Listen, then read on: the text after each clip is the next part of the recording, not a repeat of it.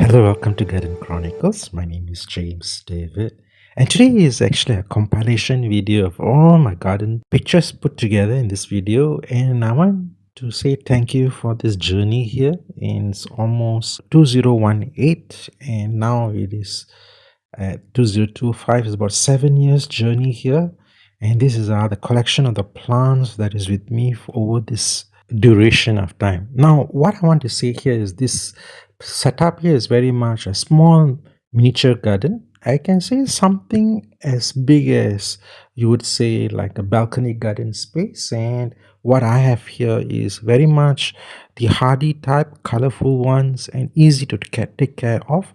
I really don't have to put a lot of my time and effort on it. Just like in a matter of collecting them and carrying them and taking care of them over these years. And one of the things that I have understood in the journey of this particular gardening is that plants is something like a process, like a journey, that's something that you like, you grow, and sometimes they stay with you for years, and sometimes they don't. And this process of journey is very temporary, and so therefore it's very much to do with enjoy the moment. And this is what that I want to show to you of all the collection over the 7 years.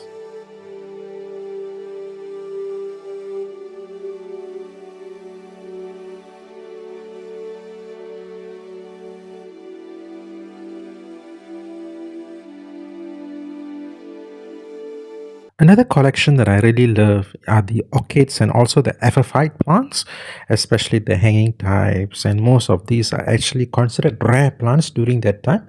I think now somehow is very much easily available and is fairly priced in comparison during those times. And one of the things that I can say here is that in this journey, it was something that I really enjoyed growing that. There are some things that I can say that some collectors and some gardeners still enjoy the cascading plants, especially the fern likes and also the unique type of orchids. Here, this that I want to showcase to you that you can actually sort this and have them in the garden in equivalent to have it as a unique tropical garden plants. Here's the moment that I have actually indulged myself very strongly in the collection of growing begonias, and it was actually a very strong journey in a sense that I was very much focused and very much passionate in growing begonias. Somehow it is very challenging plant that I can say, because it takes a lot of care, a lot of attention, and they are very finicky. Any small mistake that you do, they can actually easily perish. But somehow that is one of the journeys that I've taken, and I like to share here in this particular video.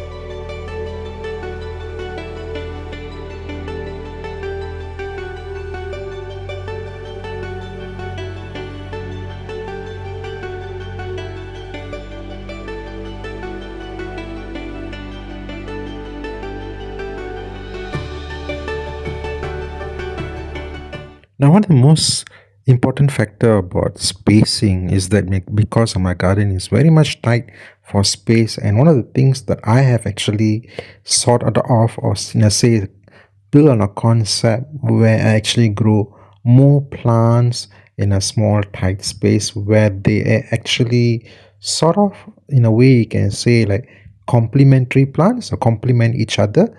Hence it's actually years of experimenting, years of planting and figuring it out. There are a lot of trials and error.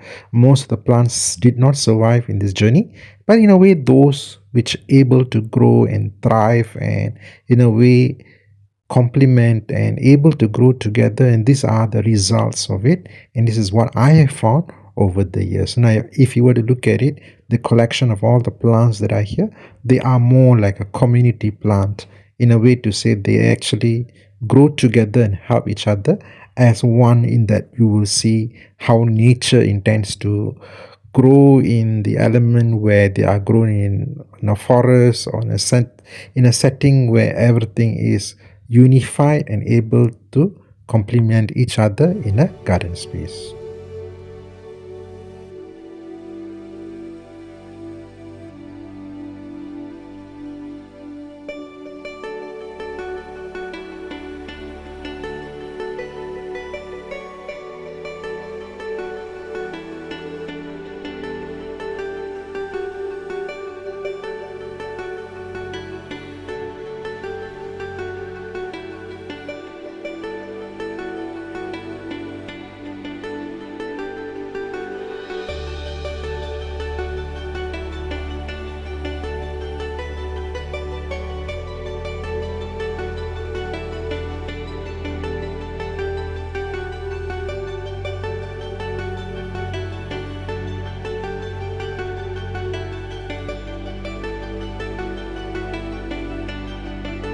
I must say that comes to characteristics of a gardener, to each their own uniqueness, and I find that I'm very much drawn to pond or aquatic plants or something on that nature, and somehow I find that that is based on my personality, where I love aquatic plants or something to do with pond, something like this. As you notice here, you can implement and do something as that, if that is in that element with your kind of style on your liking.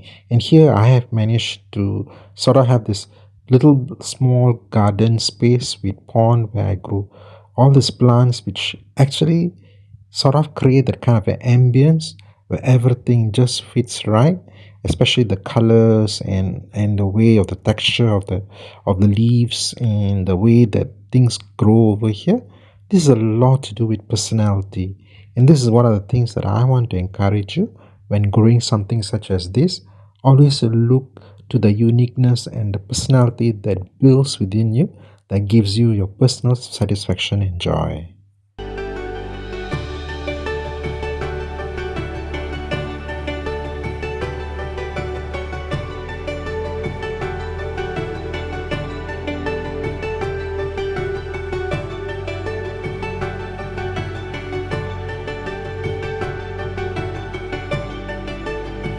And the final factor that I've actually find is that one of the main challenges that I actually face over the years and somehow grow with it slowly but surely is having a vertical garden. In those days, it's sort of like trial and error, where some plants, actually most of the plants, do succumb and struggle a lot in growing in vertical spaces such as this. But over the years, I figured out and found out that some plants thrive in this kind of situation and condition. I must say that not everything grows very well in a vertical space due to the growing condition. Maybe it's to do with lighting and the soil medium plus the amount of water it receives. So it is actually a high maintenance and a lot of care. But there are some plants that actually thrive over the years without much care and much attention. So these are the things that I would like to share over the years of my gardening journey.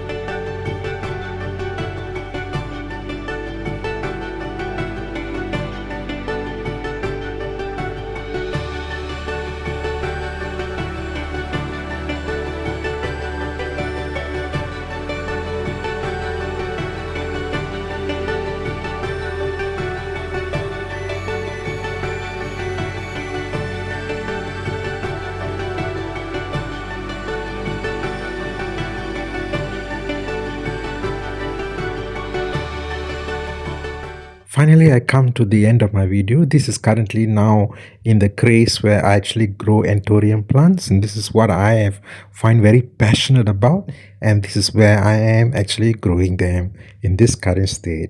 Now I wanted to say to you that if you find this is very interesting and you really enjoy this video, do put a like and comment on your thoughts on this particular video, and I will really hope to hear from you very soon.